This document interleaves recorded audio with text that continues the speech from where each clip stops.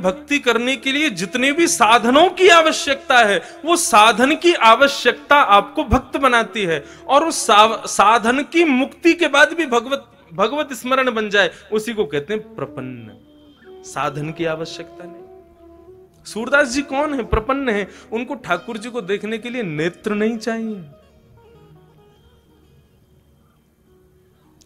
परम सत्य श्रीनाथ जी का नाम उनके हृदय में विराजमान है, उस नाम से ही वे दर्शन कर लेते हैं। श्रीनाथ जी कैसे? सूरदास जी महाराज अपने कुटिया में बैठ करके भजन करते थे, और जब वे पद गाते थे तो पद सुनने के लिए श्री जी बाबा का जैसे ही शयन होता था, शयन होते ही श्री जी बाबा तुरंत आ जाते थे और आकर के बाहर कुटिया के बैठ जाते और बैठ करके वहीं बैठे बैठे श्रवण करते जो भी सूरदास जी गाते। वापस लौट जाते। सावधानी से सुनना। एक दिन श्री जी बाबा ने मन में भाव रखा कि भैया आज गोसाई जी जल्दी हमको पौड़ा दें भोग लगा के। तो गोसाई जी तो कपाट बंद करके जाते थे दोपहर के, लेकिन ठाकुर जी जंगला में से कूद के भाग जाते थे, सूरदास जी की कुटिया पे जाके बैठ जाते थे। एक दिन ठाकुर जी जाने लगे तो श्री जी ने हाथ पकड़ लिया ठाकुरानी ने। कहां जा रहे हो? बोले हम जा रहे हैं एक जगह पे। बोले कहां जा रहे हो? मुझे सही बताओ। बोले एक भक्त है, उसको दर्शन देने के लिए जा रहे हैं। बोले हम भी चलेंगे साथ में। अरे तुम मत चलो, तुम क्या को जाओगी? तुम जाओगी तो फिर पता नहीं उसको समझ पाओगी नहीं समझ पाओगी, क्या भाव आवे समझ थोड़ी आता है। राधा रानी बोली या तो हमें लेके चलो, नहीं तो आज हम तुम्हारी गोसाई जी से शिकायत कर देंगे कि तुम पौड़ते नहीं हो, तुम भाग जाते हो दर्शन देने के लिए। ठाकुर जी अर्चावतार में जब विराजते हैं ना, तो अपने अर्चक से डरते भी हैं। मैं अपनी कथा में कभी कभी बताता हूं, हमारी बहन जी बैठी हैं, श्री राधा रमन परिकर में आपका सौभाग्य है सेवा का। तो एक बार इन्होंने एक प्रसंग सुनाया कि ठाकुर जी पोशाक नहीं पहन रहे थे। श्री राधा रमन जी पोशाक नहीं पहन, जबकि बिल्कुल सही था, नाप भी बिल्कुल लेकर के रखा था, लेकिन फिर भी कभी कहीं से ऊंची, कभी कहीं से नीची, कभी कहीं से भारी। सब गोस्वामियों ने प्रयास कर लिया, लेकिन ठाकुर जी ने पोशाक नहीं पहनी। तो आपके जो पूज्य दूसरे पिताजी ससुर जी हैं, वे सबसे बोले सुनो सब लोग बाहर जाओ, मैं थोड़ा ठाकुर जी से एकांत में बैठ के बात करूं। और वे ठाकुर जी के आगे बैठे, राधा रमन जी के आगे पोशाक रख दी। तो बोले अच्छा, तो आज आपको पोशाक धारण नहीं करनी है, क्योंकि हमें पता है नाप तो बिल्कुल ठीक है और पोशाक भी बिल्कुल अच्छी बनी है, लेकिन पता नहीं आपकी क्या इच्छा है, परेशान करने के मूड में हो। देखो हमें कोई झंझट नहीं है, आपको नहीं पहनी, बिल्कुल नहीं पहनाएंगे। बाहर दर्शनार्थी दर्शन के लिए खड़े हैं, बस 15 मिनट बचे हैं, आप पहन लो, नहीं तो मैं तो अभी कपाट खोल दूं, बिल्कुल नंग धरंग खड़ा कर दूंगा आपको। आज हरि देखे नंगम नंगा, फिर तो सब हो करेंगे आपको देख के। ये रखी पोशाक, 2 मिनट का समय दे रहे हैं, सोच लो, यदि आपको पहननी हो तो अभी मैं धरा दूंगा, नहीं तो मुझे बिल्कुल कोई संकोच नहीं होगा, तुरंत कपाट खोल दूंगा, कुछ भी धारण नहीं कराऊंगा, लंगोटी में ही खड़े रहोगे आज। 2 मिनट बाद प्रणाम किया, बोले आपने विचार कर लिया होगा, मैं प्रयास कर लेता हूं, यदि प्रयास में सिद्ध हो गया तो समझ जाऊंगा कि नहीं आप धारण करना चाहते, नहीं हुआ तो फिर कपाट खोल दूंगा। बोले वही पोशाक जो 2 घंटे से पहन नहीं रहे थे, डांट फटकार करके जैसे ही धारण कराई, सो ही राधा रमन जी ने पहन ली और चुपचाप धारण करके दर्शन दे दिए सबको। तो अपने अर्चक से ठाकुर जी डरते भी हैं, क्योंकि अर्चक पुष्टि मार्ग के अनुसार, मैंने कहा ना, यशोदा का स्वरूप, और बालक यशोदा से डरता है। मैं भी कभी कभी गिरधर लाल जी की सेवा करता हूं तो कोई कभी कुंडल उतर जावे, कभी मोर पंख उठ के भाग जाए, कभी यहाँ की हीरा जो लगो थोड़ी पे वो भाग जाए, मिले ही ना है महाराज, ढूंढते रहो कहां गए हो। हम तो खूब डांट फटकार दे, मैं देखो पहनो तो पहनो, नहीं तो ऐसे ही खड़ो कर दूंगा मुंह, कोई चिंता ना है। और वास्तव में एक और भाव, ठाकुर जी क्या छोटे से लाला है, और छोटे से बालक को, जैसे अब सर्दी का समय, छोटे छोटे बालकों को मैया टोपा पहनावे, कपड़ा पहनावे, तो कभी कुछ उतार के फेंके, कभी वो कुछ उतार, वैसी लाल जी है। तो क्या किया करो, छोटी छोटी गैया, छोटे छोटे घोड़ा, छोटे छोटे खिलौना ठाकुर जी के आगे रख दो और तब श्रृंगार शुरू करो। क्या बोले, अब लाला तू खेलवे में व्यस्त है कि अब तेरा श्रृंगार करेंगे। जैसे ही ठाकुर जी खेलने में व्यस्त हो जाए, श्रृंगार धराओ, तुरंत धारण कर लेंगे। ये भाव है केवल कि उनको व्यस्त कर दो किसी कार्य में, वो व्यस्त होते ही फिर आपका श्रृंगार स्वीकार हो गया। क्योंकि बालक किसी कार्य में व्यस्त हो, उसको फिर कुछ भी पहना दो, उसको भान नहीं रहता। वैसे ही ठाकुर जी। तो लाडली जी बोली, या तो मुझे संग ले चलो, नहीं तो आज गुसाई जी से शिकायत कर दूंगी। लाल जी बोले, गुसाई जी से मत कहना, पूरे लेके चलो संग। अब तो श्रीनाथ जी, लाडली जी श्री राधा रानी को लेकर के श्री सूरदास जी के यहां जा रहे हैं, आसावरी।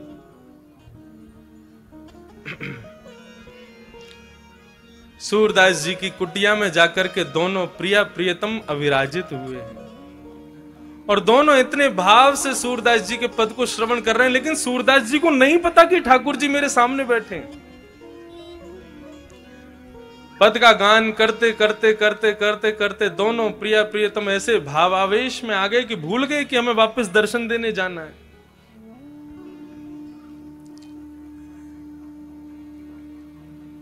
जैसे ही सूरदास जी का पद पूर्ण हुआ, किशोरी जी ने और लाल जी ने दोनों ने नेत्र खोल करके देखा, सूरदास जी बैठे हैं। किसी कार्य के लिए उठने लगे, कहीं जाने लगे, तो दोनों उनके पीछे पीछे चलने लगे। देखें तो सही, कहां जाते हैं, क्या करते हैं।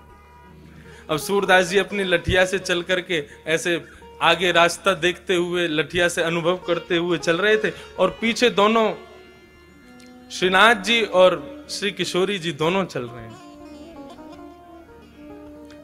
तभी आगे एक बड़ा गहरा गड्ढा था। ठाकुर जी को भी अनुभव नहीं हो पाया, पता नहीं चल पाया। जैसे श्रीनाथ जी ने लठिया, वो सूरदास जी लठिया से चल रहे थे, उनको भी पता नहीं चल पाया, और चलते चलते श्री सूरदास जी उस गड्ढे में गिर पड़े। अब जैसे ही गड्ढे में गिरे, ठाकुर जी और लाडली जी ने ऊपर से देखा, बड़ा गहरा गड्ढा, ठाकुर और नीचे सूरदास जी पड़े हैं, हाथ छिल गए, पैर छिल गए, सिर में चोट आ गई। ठाकुर जी के नेत्र सजल हो गए। किशोरी जी, हम यह अवस्था में इनको छोड़ के ना जाएंगे, चलो इनकी नेक मदद कर दें, इनको नेक ऊपर उठा लें। बोलो, क्या बात कर रहे हो, बाबा पहचान जाएगा हमको, और पहचान गए हो ना तो जो भाव है ना या कि वो सब खत्म हो जाएंगे। ठाकुर जी वास्तव में मिलते क्यों नहीं है, ताकि आपका भाव दिनों दिन बढ़ता रहे। क्योंकि सामीप्य में दोष आ जाता है। आप किसी को दूर से देखो बहुत प्यारा लगेगा, लेकिन उसके संग आप 10-5 दिन रह लोगे ना, तो उसमें आपको दोष दिखने लग जाएंगे। तो ठाकुर जी भाव रखते हैं, कहीं मेरे दोष, ठाकुर जी में कोई दोष नहीं होता, दोष हम में होता है।